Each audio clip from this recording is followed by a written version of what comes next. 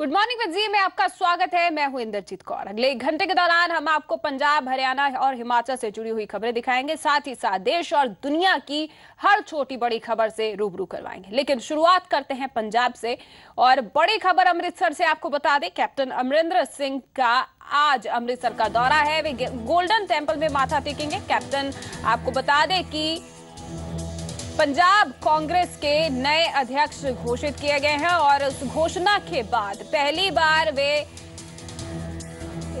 दरबार साहिब माथा टेकने के लिए जा रहे हैं। साथ ही साथ दुर्गियाना मंदिर में भी कैप्टन अमरिंदर सिंह जो है जाएंगे। देर रात ही वे अमृतसर पहुंच गए थे।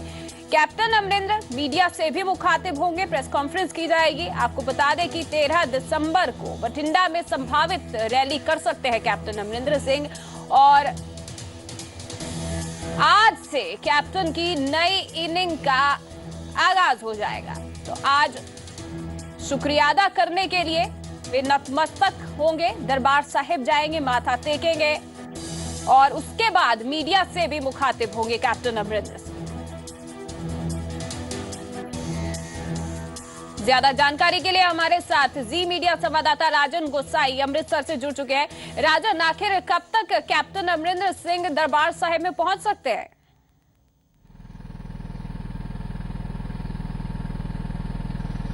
जी इंद्रजीत, कैप्टन अमरिंदर सिंह अपना पदभार ग्रहण करने के बाद पहली बार आज अमृतसर पहुंच रहे हैं। अमृतसर से वो सांसद हैं और करीब 7:15 साढ़े 7 बजे के आसपास वो सचखंड श्री हरमंदिर साहिब में नतमस्तक होंगे और वाहे गुरु के आगे नतमस्तक होकर शुक्राना करेंगे। और उसके बाद वो दुर्गियाना मंदिर जाएंगे और दुर्गियाना मंदिर में माथा टेकने के बाद वो करीब 9 साढ़े 9 बजे के आसपास वो प्रेस कॉन्फ्रेंस करेंगे और प्रेस कॉन्फ्रेंस के बाद वो राम तीर्थ में भी जाएंगे। इंद्रजीत जी राजन, तो आज जो है प्रेस कॉन्फ्रेंस होगी और संभावित रैली जो है 13 दिसंबर को हो सकती है बठिंडा में, और इसको नई इनिंग भी कहा जा सकता है। तो आज हम मान सकते हैं कि आज प्रेस कॉन्फ्रेंस में कुछ बड़ा बयान जो है कैप्टन दे सकते हैं रैली से जुड़ा हुआ।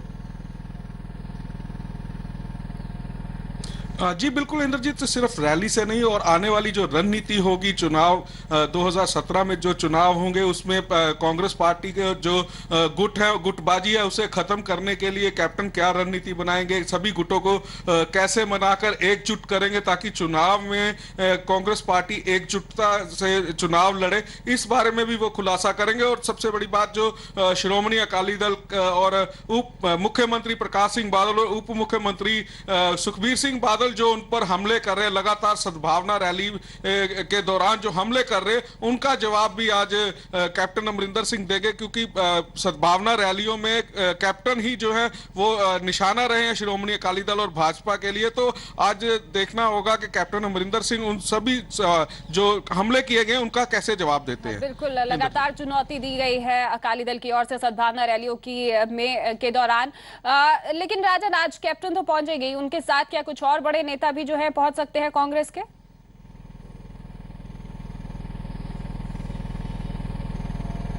जी इंद्रजीत, कैप्टन अमरिंदर सिंह यहां पहुंच गए। उनके साथ अंबिका सोनी जो चुनाव प्रचार कमेटी की जो प्रभारी बनाई गई है वो यहां पर पहुंचे। इसके अलावा SC/ST कमीशन के जो वाइस चेयरमैन है डॉक्टर राजकुमार और लोकल लीडरशिप जो है वो यहां पर आज उनके साथ होगी।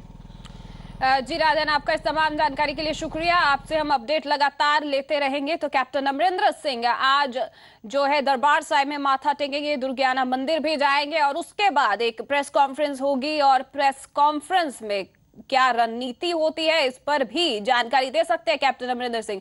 अपडेट देते रहेंगे, लेकिन फिलहाल आपको बता दें कि पंजाब कांग्रेस प्रधान बनने के बाद कैप्टन अमरिंदर ने अब ये कहकर खलबली मचा दी है कि अकाली दल के कई बड़े नेता कांग्रेस में आना चाहते हैं, लेकिन ये देखना होगा कि वो किस जगह पर आना चाहते हैं। पंजाब कांग्रेस अध्यक्ष कैप्टन अमरिंदर सिंह ने अकाली दल को घेरना शुरू कर दिया है। कैप्टन ने दिल्ली में कहा कि अकाली दल के कई बड़े नेता कांग्रेस में आने को बेताब हैं, लेकिन ये देखना होगा कि वो किस जगह पर आना चाहते हैं। अकाली दल ਦੇ ਬਹੁਤ ਬੰਦੇ ਸਾਡੇ ਕੋਲ ਆਣਾ ਚਾਹੁੰਦੇ ਪਰ ਸਾਨੂੰ ਦੇਖਣਾ ਪਊਗਾ गल करनी पएगी कि साडे बंदे भी हैं कि कित्थे होना चाहते हैं, कैसे होना चाहते हैं, देखना। इस दौरान कैप्टन ने कांग्रेस को एंटी सिख पार्टी बताने वालों को भी करारा जवाब दिया। 30 साल तो मैं ही सुन रहा anti Sikh, anti national party अगर कोई है ये है आप, ये पार्टी है, ये बाप है, सारे यही एंटी नेशनल ने। इससे पहले रवनीत सिंह बिट्टू भी कह चुके हैं कि अकाली दल छोड़ने वालों की लाइन लगने वाली है। दिल्ली से पंकज कपाही, जी मीडिया। तो जैसे जैसे ठंड बढ़ रही है वैसे वैसे सियासी फिजा भी गर्माती जा रही है। सत्ता पक्ष ने सद्भावना रैली की कड़ी में गुरदासपुर में रैली की, जहां पहले की रैलियों की तरह ही भारी भीड़ रही और नेताओं के बयानों में भी तीखापन रहा। लोगों की भारी भीड़ और मंच पर बैठे दिग्गज। तस्वीरें गुरदासपुर की सद्भावना रैली की हैं। बठिंडा और मोगा में भारी भीड़ के बाद माझा की इस रैली में भी लोग बड़ी तादाद में पहुंचे, जिससे मंच पर भी खुशी की लहर नजर आई। अकाली नेताओं के साथ साथ गठबंधन में सहयोगी बीजेपी के नेता भी शामिल हुए। रैली के दौरान भाषण में पंजाब के माहौल से शुरू हुई बात विपक्षियों पर तीखी बयानबाजी पर पहुंचकर खत्म हुई। भावे मोगे की रैली, भावे आज गुरदासपुर की रैली के लोग समझ गए हैं कि कौन इतने हिंदू पंजाब बदन में नहीं चाहते हैं, कौन पुराने 84 वाले दिन लिया चाहते हैं। 2 MP चले गए, भगवंत मान ने जी की सुन ली। हुण यह सारिया पार्टियां ग्रैंड अलायंस बनाणगियां श्रोमणी अकाली दल ते भारतीय जनता पार्टी नूं हराउण वास्ते। एक अखान है भी आप नंग बाप नंग तीजे नंग नानके नंगा कर नंग आए सवाल आए शान की। गुरदासपुर की रैली की कामयाबी के बाद अब जालंधर की 4 तारीख वाली रैली की तैयारियां शुरू हो चुकी हैं और रैली के जरिए अकाली दल जहां लोगों की नब्ज टटोलने की कोशिश कर रहा है, वहीं रैलियों के बाद राजनीतिक घमासान भी तेज हो गया है। राजन गोसाई के साथ अजय महाजन, जी मीडिया, गुरदासपुर। रैलियों में भाषण के दौरान शिरोमणि अकाली दल की सुई कैप्टन अमरिंदर सिंह पर ही अटकी हुई है। उप मुख्यमंत्री सुखबीर बादल ने कांग्रेस पर देश विरोधी होने का इल्जाम लगाया, वहीं कैप्टन अमरिंदर सिंह ने इस मामले पर उन्हें खरी खरी सुनाई। पंजाब के मौजूदा घटनाक्रम ने पंजाब की सियासत को नई दिशा दे दी है। राजनीतिक पार्टियों की बयानबाजी का मुद्दा विकास से हटकर एक दूसरे के खिलाफ बयानबाजी तक सिमट गया है। गुरदासपुर की सद्भावना रैली में हुए भाषणों में निशाने पर कांग्रेस रही, तो उप मुख्यमंत्री सुखबीर सिंह बादल ने एक बार फिर कांग्रेस पर देश विरोधी होने के इल्जाम लगाए, जिस पर पलटवार करते हुए कैप्टन ने उल्टा अकाली दल के सियासी इतिहास पर ही सवाल खड़े कर दिए।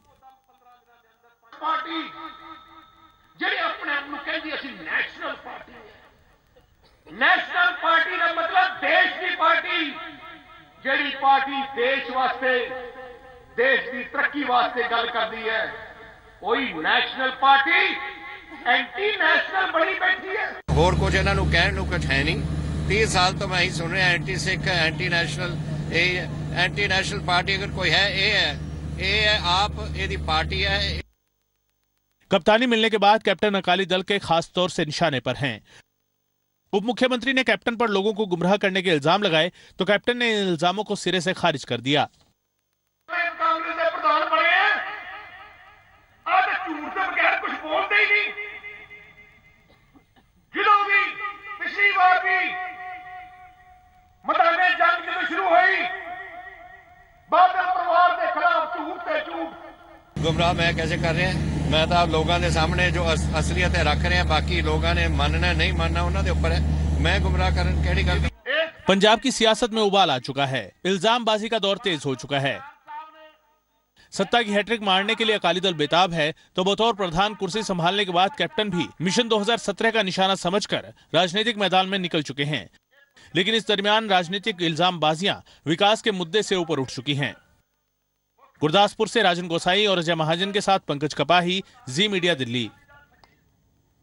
नेताओं के बीच जो है बयानबाजी जारी है, तो संसद में भी सहिष्णुता पर बहस जारी है और इसके दौरान एक बार फिर से सरबत खालसा का मुद्दा उठा। बीजेपी सांसद मीनाक्षी लेखी के बाद चंदू माजरा ने भी कांग्रेस को घेरा। उधर 1984 के दंगों के मामले में चंदू माजरा ने कांग्रेस से माफी मांगने के लिए कहा। गुरदासपुर रैली के दौरान सरबत खालसा के मुद्दे पर मुख्यमंत्री और उप मुख्यमंत्री कांग्रेस पर निशाना लगा रहे थे, तो 500 किलोमीटर दूर लोकसभा में प्रेम सिंह चंदू माजरा सहनशीलता पर बहस के दौरान कांग्रेस को सरबत खालसा के मुद्दे पर घेर रहे थे। सरबत खालसा के मुद्दे पर चंदू माजरा ने कांग्रेस पर देश को तोड़ने का इल्जाम लगाया। अमरनाथ डिस्ट्रिक्ट में चब्बा में एक सम्मेलन हुआ, सरबत खालसा के नाम पर इन्होंने बसें भेजी और जहां देश के अलग होने की बात वहां ये छह देते हैं, यहाँ देशभक्ति का सर्टिफिकेट लेना चाहते हैं। ਜਿਹੜੀ ਗੱਲ ਤੁਸੀਂ ਸਰਬੱਤ ਖਾਲਸਾ ਦੀ ਕਰਦੇ ਹੋ, ਸਰਬੱਤ ਖਾਲਸੇ 7 ਹੋਏ ਨੇ ਜਿਹੜੇ ਸਾਰੇ ਕੋਈ ਅਕਾਲ ਤਖਤ ਤੇ ਨਹੀਂ ਹੋਏ। ਸਰਬੱਤ ਖਾਲਸੇ ਤੁਸੀਂ ਤਾਂ ਸਿੱਖ ਹੀ ਨਹੀਂ ਹੈਗੇ। ਜੇ ਤੁਸੀਂ ਸਿੱਖ ਹੋਵੋ ਤੇ ਸਰਬੱਤ ਖਾਲਸੇ ਦੀ ਗੱਲ ਕਰੋ। प्रेम सिंह चंदूमाजरा सिर्फ यही नहीं रुके, उन्होंने 1984 दंगे के मामले में कांग्रेस को माफी मांगने की नसीहत दे दी। उधर गृह मंत्री राजनाथ सिंह ने भी सहनशीलता पर जवाब देते हुए कांग्रेस को 1984 दंगों पर घेरा। जो दंगे फसाद हुए हैं, आज तक जो खून खराबा हुआ है, आज तक दलितों, किसानों, अल्पसंख्यकों को जो जुल्म हुए हैं, सब माफी मांगे और पछतावा आए। दूसरी बात, जो 1984 का कत्लेआम हुआ है उसकी निंदा की जाए इस हाउस में। 1984 में हजारों बेकसूर सिख सड़कों पर जला दिए गए, तब कहां थे ये लोग? और इनमें से 2300 तो केवल भारत की राजधानी दिल्ली में ही आग के हवाले कर दिए गए। ਔਰ ਜਿੱਥੇ ਗੱਲ ਕਰਦੇ ਹੋ ਤੁਸੀਂ ਟੈਗ ਦੀ 84 ਦੇ ਦੰਗਿਆਂ ਦੀ, ਉਹਦੇ 'ਚ ਜ਼ਿੰਮੇਵਾਰ ਕੌਣ ਹੈ? ਉਹਦੇ 'ਚ ਹੈ ਅਡਵਾਨੀ, ਜਿਹਨੇ ਮਾਈ ਕੰਟਰੀ ਮਾਈ ਲਾਈਫ ਦੇ ਵਿੱਚ ਕਿਹਾ ਹੈ। ਤੁਹਾਡਾ ਭਾਈਵਾਲ ਹੈ ਕਿ ਇੰਦਰਾ ਗਾਂਧੀ ਨਹੀਂ ਸੀ ਕਰਨਾ ਚਾਹੁੰਦੀ, ਟੈਗ ਅਸਾ ਕਰਾਇਆ ਤੇ ਦੁਰਗਾ ਦਾ ਖਿਤਾਬ ਦਿੱਤਾ। बहस सहनशीलता पर थी, लेकिन इस दौरान सत्ता पक्ष और विपक्ष में असहनशीलता देखने को मिली। ऐसे कई मौके आए जब दोनों नेताओं ने बहस के दौरान एक दूसरे पर जमकर शब्दी हमले किए। न्यूज डेस्क रिपोर्ट, जी मीडिया। कानून है, विधान है। सरबत खालसा के दौरान सुरक्षा के मद्देनजर पुलिस हिरासत में लिए गए लोग मुश्किल हालत में हैं। परिजनों ने पुलिस पर न सिर्फ परेशान करने का आरोप लगाया है, बल्कि कोर्ट के आदेशों की अवहेलना का भी आरोप लगाया है। सरबत खालसा के दौरान पुलिस ने सुरक्षा के मद्देनजर कई लोगों को हिरासत में लिया था, लेकिन पुलिस की यह कार्रवाई लोगों की मुसीबत का सबब बन गई है। दरअसल 11 लोगों ने पंजाब हरियाणा हाईकोर्ट में याचिका दाखिल कर अपने परिजनों की रिहाई की मांग की, जिस पर कोर्ट ने पुलिस को सख्त निर्देश दिया। हालांकि 11 में से 6 लोगों को रिहा किया जा चुका है, जबकि 4 की रिहाई के निर्देश दिए जा चुके हैं और एक शख्स अब भी पुलिस हिरासत में है। लगभग 10 लोगों को राहत मिल गई है, बाकी 6 को रिलीज कर दिया है। 4 को कल को रिलीज कर देंगे, ठीक है। 1 को भी शायद कल को रिलीज कर दें, बाकी हम कल और कर रहे हैं। लेट्स सी उनका फिट क्या होता है। इस मामले में पीड़ित पक्ष के वकील ने पुलिस पर ये आरोप भी लगाया है कि उन्हें उनके क्लाइंट से नहीं मिलने दिया जा रहा है। अब उन्हें कोर्ट से ही भरोसा है। जो मैंने 11 लोगों के लिए किया था, 3 पिटीशन की थी, 4 की तो इन पर्सन की थी, जिनको हमारे को लॉयर्स को भी जिनको मिलने नहीं दे रहे, फैमिली तो बहुत दूर की बात थी। सरबत खालसा पर भले ही सियासत खत्म हो गई हो, लेकिन इस दौरान हिरासत में लिए गए लोगों की सुध लेने वाला कोई नहीं है। पुलिस की मनमानी और लापरवाह रवैये से परेशान कई और लोग अब कोर्ट का रुख करने का मन बना रहे हैं। चंडीगढ़ से जी मीडिया के लिए नेहा सलारिया की रिपोर्ट। और अब बात हरियाणा विधानसभा के शीतकालीन सत्र की। सत्र का दूसरा और आखिरी दिन भी विपक्ष के हंगामे की भेंट चढ़ गया। विपक्ष जहां धान घोटाले की जांच करवाने पर अड़ा था, तो वहीं सत्ता पक्ष इसके लिए तैयार नहीं हुआ। हरियाणा विधानसभा के शीतकालीन सत्र के दूसरे दिन भी कांग्रेसी विधायकों का हंगामा जारी रहा। कांग्रेस विधायक धान घोटाले की जांच कराने की मांग पर अड़े थे। हंगामा नहीं थमने पर पूर्व सीएम हुड्डा और करण दलाल को छोड़कर बाकी कांग्रेसी विधायकों को नाम लेकर सदन से बाहर भेज दिया गया। पूर्व सीएम हुड्डा ने इस मुद्दे को जनता के बीच ले जाने की बात कही है, जबकि सरकार का आरोप है कि विपक्ष का गणित कमजोर है। जितने का घोटाला बताया जा रहा है, उतने की तो टोटल खरीद भी नहीं हुई है।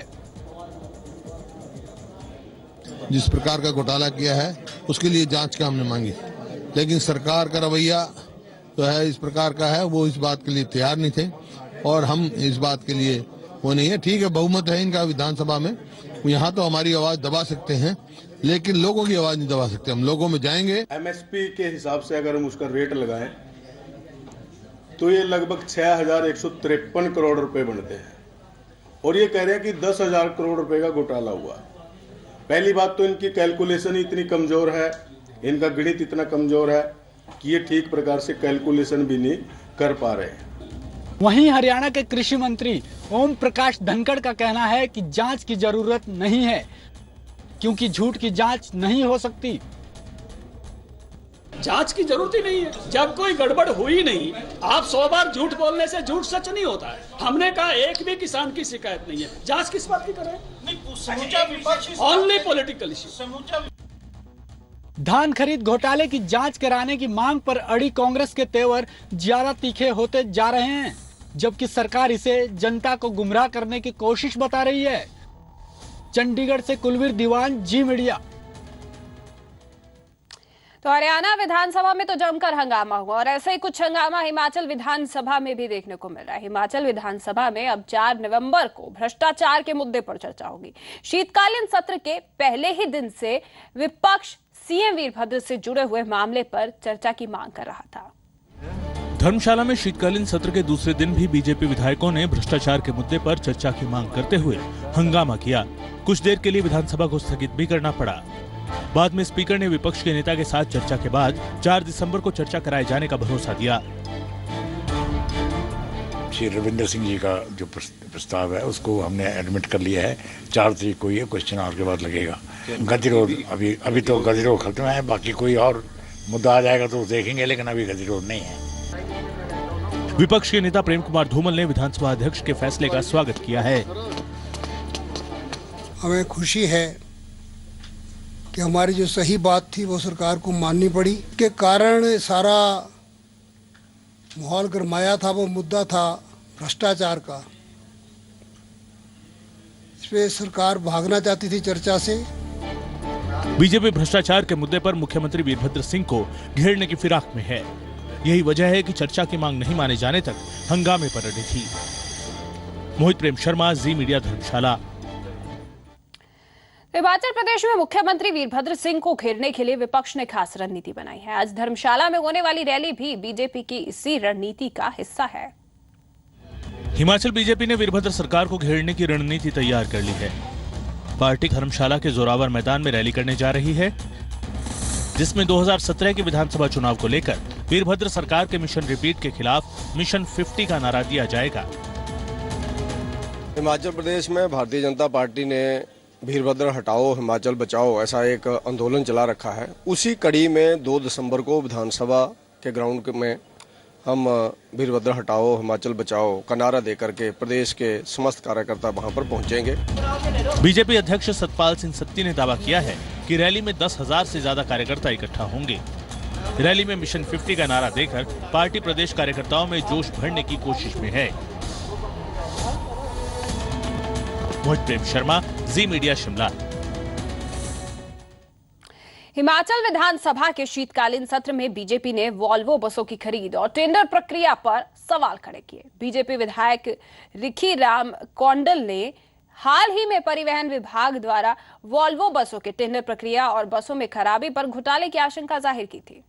हिमाचल विधानसभा के शीतकालीन सत्र में कांग्रेस और बीजेपी आमने सामने हैं। विपक्ष ने सरकार पर ताजा हमला परिवहन विभाग को लेकर बोला है। बीजेपी ने वॉल्वो बसों और उसके कल पुर्जों की खरीद में घोटाले की आशंका जाहिर की। बीजेपी विधायक रिखी राम कौंडल ने आरोप लगाया कि विभाग ने हाल ही में करीब 91 लाख रुपए की लागत से 10 वॉल्वो बसें खरीदी हैं। ये बसें 45 की बजाय 39 सीटर हैं और इसके लिए सिर्फ एक ही कंपनी ने टेंडर भरा था। टेंडर भी उसी कंपनी को दिया गया। जब बिना कैबिनेट की मंजूरी के बसें ले ली गई सिंगल टेंडर से, तो उसमें तो शंका जाहिर होती है कि उसमें भ्रष्टाचार की बू नजर आ रही है। बीजेपी ने सरकार पर बड़ा हमला बोला है, लेकिन परिवहन मंत्री जीएस बाली इसे सिरे से खारिज कर रहे हैं। बाली के मुताबिक बसों की खरीद में पूरी पारदर्शिता बरती गई। अगर विपक्ष इस पर सबूत मांगेगा तो वो इस मामले से जुड़े सभी दस्तावेज पेश करेंगे। जो प्रक्रिया है वो ट्रांसपेरेंट हो, प्रॉपर हो। सारी प्रक्रिया जो टेंडर की है वो ट्रांसपेरेंट तरीके से की जाती है और इस केस में भी वही प्रक्रिया है। जैसे जैसे शीतकालीन सत्र बढ़ता जा रहा है, विपक्ष के तेवर तल्ख होते जा रहे हैं। लेकिन जिस तरह से वॉल्वो घोटाले के आरोपों पर परिवहन मंत्री ने तीखा पलटवार कर विपक्ष से निपटने का ट्रेलर दिखाया है, उसे देखकर कहा जा सकता है कि आरोप प्रत्यारोप की पूरी पिक्चर अभी बाकी है। मोहित प्रेम शर्मा, जी मीडिया, शिमला। हरियाणा के स्वास्थ्य मंत्री अनिल विज ने अंबाला फ्री आई कैंप मामले की जांच का जिम्मा 3 सदस्यीय समिति को सौंप दिया है। साथ ही सरकार की तरफ से सभी मरीजों के इलाज का खर्च उठाने की भी घोषणा की है। अंबाला में फ्री आई कैंप में 15 लोगों की आंखों की रोशनी पर बन आई। मामले की खबर मिलते ही प्रदेश के स्वास्थ्य मंत्री अनिल विज सदन की कार्यवाही बीच में छोड़कर सीधा चंडीगढ़ पीजीआई पहुंचे। मरीजों का हाल जानने के बाद जांच के लिए 3 सदस्यीय कमेटी गठित की गई। साथ ही सभी मरीजों के इलाज का खर्च सरकार की तरफ से उठाए जाने का ऐलान किया। जितने मरीज हैं उनका सारा दवाइयों का, खाने का खर्चा वहन करने के लिए मैंने अपने डिपार्टमेंट को कह दिया। एक डॉक्टर की वहां पर ड्यूटी लगा दी गई है। वहीं मुख्यमंत्री ने साफ किया है कि मामले में रिपोर्ट मांगी गई है और खुद स्वास्थ्य मंत्री मामले को देख रहे हैं, जबकि पूर्व सीएम हुड्डा उचित कार्रवाई किए जाने की मांग कर रहे हैं। हेल्थ मिनिस्टर को तुरंत भेजा है, अभी जाके आते ही सारी बातों का निर्णय लेंगे। रिपोर्ट मांगी है, रिपोर्ट स्वयं अपने तथ्य देख करके आएंगे, जानकारी लेंगे। उनको बगैर परमिशन के नहीं चल सकता है। सरकार को पहले जांच करनी चाहिए, और ऐसा हुआ पहले एक आधा जैसे हुआ है तो उससे कुछ शिक्षा लेनी चाहिए, आगे तजर्बा लेना चाहिए। पीजीआई प्रबंधन के मुताबिक ज्यादातर मरीज तेजी से रिकवर कर रहे हैं और उम्मीद है कि उन्हें फिर से दिखना शुरू हो जाए। नीतिका महेश्वरी के साथ कुलवीर दीवान, जी मीडिया, चंडीगढ़। देश में दलहन और तिलहन फसलों के उत्पादन को बढ़ाने की जरूरत है। इसी मकसद से हिसार एग्रीकल्चर यूनिवर्सिटी में 4 राज्यों के 100 कृषि वैज्ञानिक इकट्ठा हुए, जो मंथन के साथ किसानों को जागरूक करने के तरीकों पर भी विचार कर रहे हैं। देश में दलहन और तिलहन फसलों के उत्पादन को बढ़ाने की जरूरत है। इसी मकसद से हिसार एग्रीकल्चर यूनिवर्सिटी में 4 राज्यों के 100 कृषि वैज्ञानिक इकट्ठा हुए हैं, जो मंथन के साथ किसानों को जागरूक करने के तरीकों पर भी विचार कर रहे हैं, ताकि देश की जरूरत भी पूरी हो जाए और किसानों की आय में बढ़ोतरी भी हो। प्रोडक्टिविटी तो बढ़ गई है, ऐसा नहीं है प्रोडक्टिविटी जो पहले थी, पर प्रोडक्शन जो है हमें तो उससे मतलब है ज्यादा, ताकि आपकी जो 55 ग्राम प्रति व्यक्ति की जो पूरी की जा सके। मंथन का ये दौर 2 दिन तक चलेगा। कार्यशाला लुधियाना के कृषि प्रौद्योगिकी अन्वेषण एवं अनुसंधान संस्थान और HAU के विस्तार शिक्षा निदेशालय के सहयोग से लगाई गई है। ललित शर्मा, जी मीडिया, हिसार। अब एक नजर डालते हैं प्रदेश की 25 बड़ी खबरों पर। पंजाब कांग्रेस का अध्यक्ष घोषित होने के बाद कैप्टन अमरिंदर ने पहली बार अमृतसर दरबार साहिब में माथा टेका। इसके बाद मीडिया से भी वे होंगे मुखातिब। 13 दिसंबर को बठिंडा में संभावित रैली के बीच कैप्टन ने ताजा बयान ने अकाली खेमे में मचाई खलबली। कहा, अकाली कांग्रेस में आने को बेताब है। मंगलवार को गुरदासपुर में शिरोमणि अकाली दल की सद्भावना रैली हुई। इस रैली के जरिए एक बार फिर से सुखबीर बादल ने कांग्रेस पर निशाना साधते हुए कहा कि कांग्रेस नेशनल पार्टी नहीं बल्कि देश विरोधी पार्टी है। साथ ही कहा कि कैप्टन झूठ के बगैर कुछ नहीं बोलते। वहीं सीएम प्रकाश सिंह बादल ने कहा कि रैली का मकसद पंजाब में भाईचारा कायम रखना है। संसद में अकाली सांसद प्रेम सिंह चन्नूमाजरा का कांग्रेस पर तीखा हमला। सरबत खालसा का मुद्दा उठाने के अलावा चन्नूमाजरा ने 84 सिख दंगे के लिए माफी मांगने को भी कहा। गृह मंत्री राजनाथ सिंह ने भी दिया सहिष्णुता पर बयान। हंगामे की भेंट चढ़ा हरियाणा विधानसभा का शीतकालीन सत्र। आखिरी दिन सदन में गूंजा धान घोटाले का मुद्दा। सरकार ने किया न्यायिक जांच से इनकार। विपक्ष ने लगाया सरकार पर बचने का आरोप। हरियाणा विधानसभा में शीतकालीन सत्र के दूसरे और आखिरी दिन 5 अहम संशोधन विधेयक पेश किए गए और ये 5 ही बिल पास हो गए हैं। हिसार से इनेलो सांसद दुष्यंत चौटाला ने हरियाणा में बीते साल यूरिया की कमी का मुद्दा लोकसभा में उठाया। दुष्यंत ने कहा कि खेतों में जाने के बजाय फैक्ट्रियों में यूरिया जाता है। इस पर केंद्रीय रसायन एवं उर्वरक मंत्री अनंत कुमार ने जवाब दिया कि हरियाणा को जरूरत से ज्यादा यूरिया की सप्लाई की गई है। हरियाणा के उद्योग मंत्री कैप्टन अभिमन्यु ने कहा कि पिछली सरकार की गलत नीतियों के कारण हरियाणा औद्योगिक रूप से उतनी तरक्की नहीं कर पाया जितनी करनी चाहिए थी। वर्तमान सरकार ने आते ही प्रदेश की आर्थिक स्थिति पर श्वेत पत्र जारी किया और जिसके आंकड़े चौंकाने वाले रहे। सरकार ने सबका साथ सबका विकास का नारा देकर नई उद्यम प्रोत्साहन नीति 2015 क्रियान्वित की है और उन क्षेत्रों में औद्योगिक विकास को प्राथमिकता दी जाएगी जिनकी पिछली सरकारों में अनदेखी हुई थी। हिमाचल प्रदेश विधानसभा के शीतकालीन सत्र का आज तीसरा दिन विपक्ष ने सदन के साथ सड़क पर भी सरकार को घेरने की बनाई रणनीति। सीएम के इस्तीफे की मांग को लेकर आज धर्मशाला के जोरावर मैदान में बीजेपी की बड़ी रैली। हिमाचल प्रदेश विधानसभा में भले ही गतिरोध खत्म, पर सड़क पर विपक्ष ने प्रदेश सरकार के खिलाफ मोर्चा खोला। कल बीजेपी के मुख्यमंत्री वीरभद्र सिंह के खिलाफ रहे। शिमला शहर में दुकानों के आगे और पैदल चलने वाले रास्ते पर इस हद तक अतिक्रमण कर रखा है कि इन बाजारों में चलने के लिए भी मशक्कत करनी पड़ती है। बाजारों की इस हालत को देखते हुए प्रदेश के उच्च न्यायालय ने शिमला कॉरपोरेशन को इन अधिकरण को हटाने के आदेश दिए थे। बच्चों की सेहत के साथ खुलेआम खिलवाड़ किया जा रहा है। मलेरकोटला में एक आंगनवाड़ी सेंटर में बच्चों को दिए जाने वाले खाने में कीड़े निकलने का मामला सामने आया है। बच्चों के खाने में कीड़े निकलने की बात सामने आने पर स्थानीय लोगों में काफी गुस्सा है। स्थानीय लोगों के गुस्से की वजह से आंगनवाड़ी सेंटर में काम कर रही कर्मचारी सेंटर को बंद करके चली गई। मलेरकोटला के तहसीलदार गुरदर्शन सिंह ने जल्द ही जांच के बाद कार्रवाई की बात कही।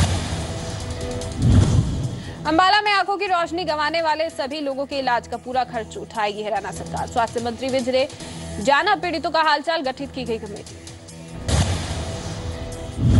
अंबाला में गुटखा साहिब की बेअदबी का मामला सामने आया। अंबाला के सिंहवाला गांव में पंजोखड़ा माइनर में गुटखा साहिब के पन्ने बरामद हुए हैं। इन पन्नों को हालांकि वहां से हटा लिया गया है। स्थानीय लोगों में इस मामले के सामने आने से काफी गुस्सा है। लोगों ने मामले की जांच की मांग की है। एहतियातन बड़ी संख्या में पुलिस बल तैनात कर दिया गया है।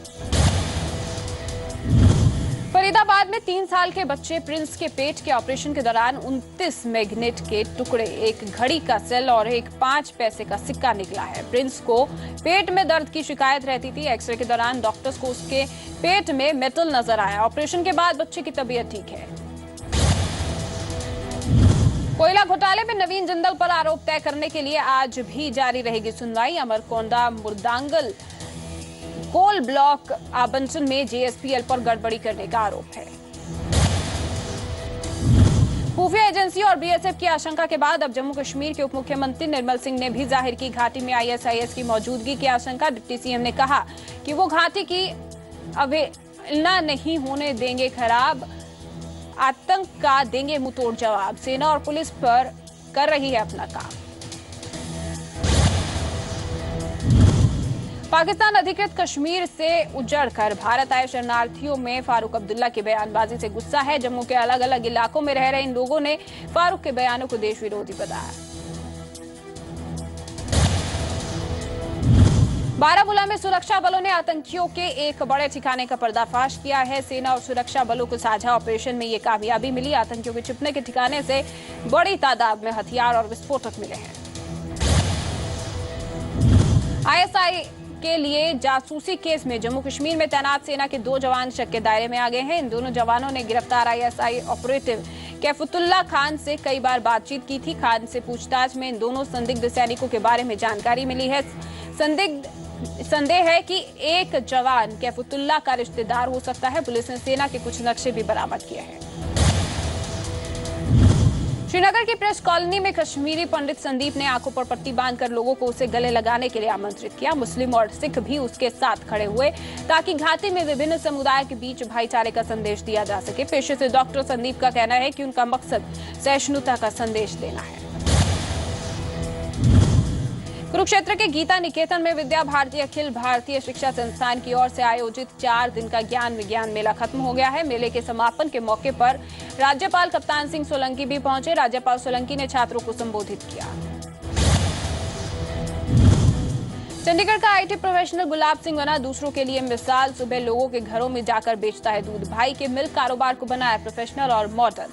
अब तक चंडीगढ़ और मोहाली में करीब 150 घरों को बेचते हैं दूध। फतेहगढ़ साहिब के मंडी गोविंदगढ़ में एटीएम मिल्क मशीन लगाई गई है। इस मिल्क एटीएम में ग्राहक कार्ड को स्वैप कर कभी भी शुद्ध और अच्छी क्वालिटी वाला दूध हासिल कर सकते हैं। दिल्ली और मुंबई जैसे महानगरों के बाद पंजाब में लगने वाली ये पहली एटीएम मिल्क मशीन है। ग्राहक इस मशीन के जरिए 10 रुपए से लेकर 5 किलो तक दूध एक बार में ले सकता है। मुक्तसर के सरकारी स्कूलों में पढ़ने वाले 71,000 से ज्यादा बच्चों को अब तक नहीं मिली सर्दियों की यूनिफॉर्म। बढ़ती ठंड की वजह से कम हो रही है बच्चों की हाजिरी। शिक्षा अधिकारियों ने कहा अब तक नहीं आए केंद्र से फंड। हिमाचल प्रदेश में सर्द हवाओं ने दस्तक दे दी है, जिसके चलते शिमला में भी तापमान में भारी गिरावट दर्ज की जा रही है। स्थानीय मौसम विभाग के आंकड़ों के मुताबिक आने वाले वक्त में ठंड और बढ़ेगी। ठंड बढ़ने की वजह से आम लोगों और स्कूल जाने वाले बच्चों को खासी परेशानी का सामना करना पड़ रहा है। सरकार वैसे तो शिक्षा के स्तर को सुधारने के लिए कई तरह के दावे कर रही है, पर दूसरी तरफ सरकारी स्कूलों में पढ़ने वाले बच्चों को अभी तक मूलभूत सुविधाएं भी नहीं मिल पाई हैं। मुक्तसर से रिपोर्ट देखिए। ठंड की आमद शुरू हो चुकी है और सुबह की ठंड में ये छोटे छोटे बच्चे स्कूल चले हैं, लेकिन ना तो सभी के पास डालने के लिए वर्दी है और ना ही पैरों में जूते। ये तस्वीरें सर्व शिक्षा अभियान के तहत सरकारी स्कूल में पढ़ने वाले बच्चों को दी जाने वाली मुफ्त वर्दी की सहूलत के दावों की हवा निकाल रही हैं। ਅਸੀਂ ਸਕੂਲ ਆਉਂਦੇ ਹਾਂ, ਸਾਡੇ कोई वर्दी है नहीं, साडे बूट फटे हुए हैं, साडी पढ़ाई खराब हो रही है। ਅਸੀਂ सरकार ਲਈ बेनती करते हैं कि सानू बूट ते वर्दियां मिलन कि साडी ठंड टुट सके। इस बार सानू वर्दियां नहीं मिलियां, ਅਸੀਂ घरों ठंड च आउने आ, ਅਸੀਂ किते नाले साडी वर्दी फट गई है। बच्चों को वर्दी नहीं मिली जी, साल के पीछे पिछले साल मिली जी, इस साल मिली सी, गर्मी वाली भी नहीं मिली। 3-4 सालों तो वर्दी जी मिलती सी, 31 साल जी वर्दी ना बूट जराता कुछ नहीं आए जी। मेरे बच्चे जी एक बीमार पिया जी, घरे डॉक्टर ने कहा भी ठंड लग गई है, अगे कोटियां स्वेटर जी मिलते थे जी, हुण वो भी नहीं दिंदे। जिला मुक्तसर के 551 सरकारी स्कूलों में 71,000 से ज्यादा विद्यार्थी पढ़ते हैं, जिन्हें अभी तक सर्दियों की यूनिफॉर्म नहीं मिली। स्कूल प्रशासन भी बढ़ती ठंड की वजह से विद्यार्थियों की कम हो रही हाजिरी से परेशान है और सरकार के साथ साथ समाज सेवी संस्थाओं को मदद की अपील कर रहा है। पिछले 4-5 सालों तो सर्व शिक्षा अभियान तहत सानू बच्चों ਦੀਆਂ ਵਰਦੀਆਂ ਸਮੇਂ ਸਿਰ ਪ੍ਰਾਪਤ ਹੋ ਜਾਂਦੀਆਂ ਸੀ ਤੇ ਬੱਚੇ ਸਾਡੇ ਸੈਸ਼ਨ ਦੀ ਸ਼ੁਰੂਆਤ ਤੋਂ ਹੀ ਵਰਦੀ ਦੇ ਵਿੱਚ ਆਉਣ ਲੱਗ ਜਾਂਦੇ ਸੀ। ਪਰ ਇਸ ਵਾਰੀ ਸਾਨੂੰ ਜਿਹੜੀ ਇਹ ਵਰਦੀ ਹੈ ਬੱਚਿਆਂ ਦੀ ਹਜੇ ਤੱਕ ਪ੍ਰਾਪਤ ਨਹੀਂ ਹੋਈ। ਪਿਛਲੇ 2-3 ਦਿਨਾਂ ਠੰਡ ਅਚਾਨਕ ਇੰਨੀ ਵੱਧ ਗਈ ਹੈ ਕਿ ਸਾਡੇ ਕੋਲੇ ਜਿਹੜੀ ਬੱਚਿਆਂ ਦੀ ਹੈ ਹਾਜ਼ਰੀ ਉਹ ਕਾਫੀ ਪ੍ਰਭਾਵਿਤ ਹੋ ਰਹੀ ਹੈ। ਬੱਚੇ ਸਾਡੇ ਕੋਲੇ ਨੰਗੇ ਪੈਰ आ रहे हैं ਤੇ ਇਸ ਦੇ ਕਾਰਨ कुछ बच्चे बीमार भी हो गए। उधर शिक्षा विभाग के अधिकारी इस कोताही की वजह केंद्र की तरफ से फंड ना आना बता रहे हैं और उम्मीद जता रहे हैं कि जल्द ही फंड और वर्दियां आ जाएंगी। पिछले साल असी ਇਹਦੇ ਵਾਸਤੇ ਲਗਭਗ 3 ਕਰੋੜ ਰੁਪਇਆ ਜਿਹੜਾ ਸਰਕਾਰ ਨੇ ਖਰਚ ਕੀਤਾ ਹੈ ਤੇ 71,600 ਤੇ 9 ਵਿਦਿਆਰਥੀਆਂ ਨੂੰ ਜਿਹੜੀ ਹੈ ਇਹ ਅਸੀਂ ਵਰਦੀਆਂ ਦੀ ਜਿਹੜੀ ਹੈ ਗ੍ਰਾਂਟ ਜਾਰੀ ਕੀਤੀ ਹੈ। ਇਸ ਵਾਰ ਜਿਹੜੀ ਹੈ ਲਗਭਗ ਇੰਨੇ ਵਿਦਿਆਰਥੀ ਹੈ ਤੇ ਉਹਨਾਂ ਦਾ ਜਿਹੜੀ ਡਿਮਾਂਡ ਹੈ ਉਹ ਅਸੀਂ ਬਣਾ ਕੇ ਸਰਕਾਰ ਨੂੰ ਭੇਜੀ ਹੈ ਤੇ ਜਦੋਂ ਵੀ ਗ੍ਰਾਂਟ ਆ ਗਈ ਉਹ ਅਸੀਂ ਸਕੂਲਾਂ ਨੂੰ ਰਿਲੀਜ਼ ਕਰਵਾ देंगे। सरकारी काम में लेट लतीफी होना कोई नई बात नहीं, लेकिन वक्त के साथ मौसम करवट बदलता है और इस बार भी ठंड वक्त के साथ ही आ रही है और वर्दी मिले या नहीं बच्चों ने तो स्कूल जाना ही है। जसविंदर बब्बर, जी मीडिया, मुक्तसर। तो स्कूल में बच्चे अभाव में, यूनिफॉर्म के अभाव में और सुविधाओं के अभाव में ऐसे ही सर्दियों के मौसम में जाने के लिए मजबूर हैं। और वहीं जी माउंट लिटरा स्कूल पटियाला में वार्षिकोत्सव का आयोजन हुआ, जहां बच्चों ने अपनी कला के जौहर दिखाए और कई सामाजिक मुद्दों की ओर समाज का ध्यान खींचा, जिसकी प्रशासन ने जमकर सराहना की।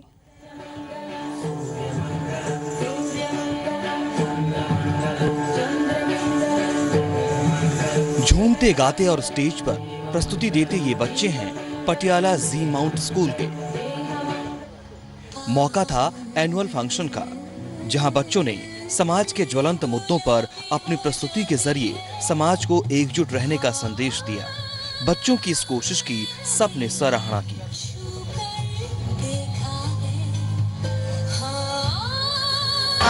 सर पलाश 2015 है एंड हमारा जो एक मैसेज है हील द वर्ल्ड, दैट हमारे बच्चों ने एक मैसेज समाज को देना चाहा है कि समाज में जितनी भी बुराइयां हैं प्लीज उनको खत्म करें। लेट्स स्टार्ट लाइक इनिशिएटर्स बने एंड हीलिंग स्टार्ट करें। कार्यक्रम में संसदीय सचिव अविनाश चंद्र और पटियाला के डिप्टी कमिश्नर ने भी शिरकत की और इनका हौसला बढ़ाया।